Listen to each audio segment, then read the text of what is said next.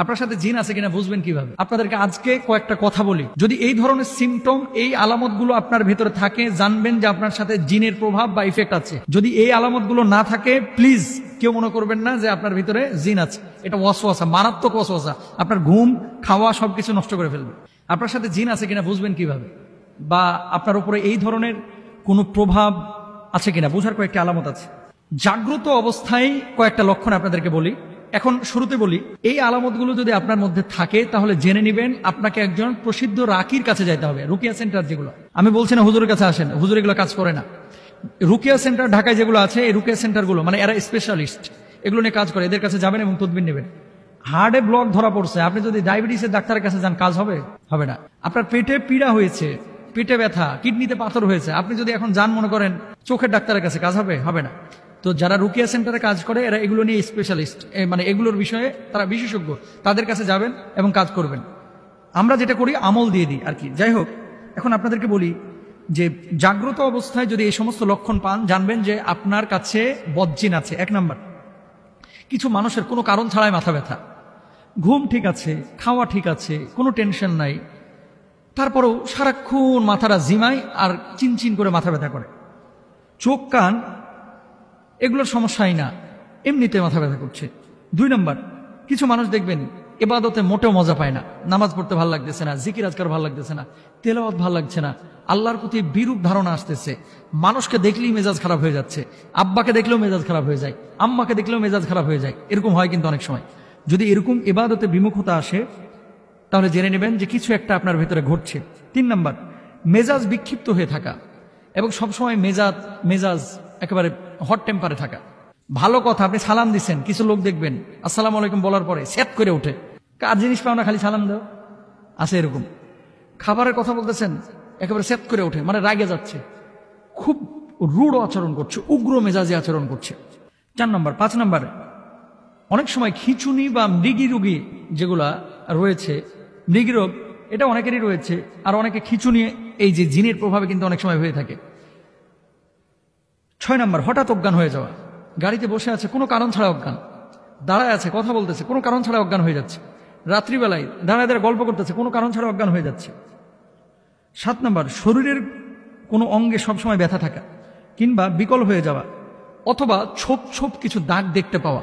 রাত্রিবেলায় ঘুমিয়েছেন আপনি, হঠাৎ আপনার শরীরের উপর আঁচড় দিয়েছে, মনে হচ্ছে কেউ একটা খামচি দিয়েছে। ইভেন আমি নাম বললে চিনে যাবেন। আমরা যে বিদেশে সফরে যাই, অনেক সময় এমনটা হয়েছে যে আমাদের সাথী পাশের বেডে শুয়ে আছে, পাশে আমি শুয়ে আছি, সকালবেলায় দেখতেছি পায়ের এখানে। আপনার সাথে জিন আছে কিনা বুঝবেন কিভাবে? আপনাদেরকে আজকে কয়েকটা কথা বলি। যদি এই ধরনের সিমটম, এই আলামতগুলো আপনার ভেতরে থাকে, জানবেন যে আপনার সাথে জিনের প্রভাব বা ইফেক্ট আছে। যদি এই আলামতগুলো না থাকে, প্লিজ কেউ মনে করবেন না যে আপনার ভিতরে জিন আছে। এটা ওয়াসওয়াসা, মারাত্মক ওয়াসওয়াসা। আপনার ঘুম, খাওয়া সবকিছু নষ্ট করে ফেলবে। আপনার সাথে জিন আছে কিনা বুঝবেন কিভাবে? বা আপনার উপরে এই ধরনের কোনো প্রভাব আছে কিনা বোঝার কয়েকটি আলামত আছে। জাগ্রত অবস্থায় কয়েকটা লক্ষণ আপনাদেরকে বলি। এখন শুরুতে বলি, এই আলামতগুলো যদি আপনার মধ্যে থাকে তাহলে জেনে নেবেন আপনাকে একজন প্রসিদ্ধ রাকির কাছে যাইতে হবে। রুকিয়া সেন্টার যেগুলো, আমি বলছি না হুজুরের কাছে আসেন, হুজুর এগুলো কাজ করে না।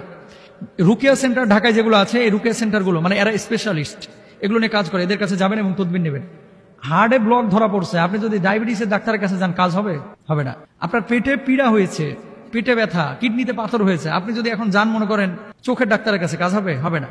তো যারা রুকিয়া সেন্টারে কাজ করে এরা এগুলো নিয়ে স্পেশালিস্ট, মানে এগুলোর বিষয়ে তারা বিশেষজ্ঞ, তাদের কাছে যাবেন এবং কাজ করবেন।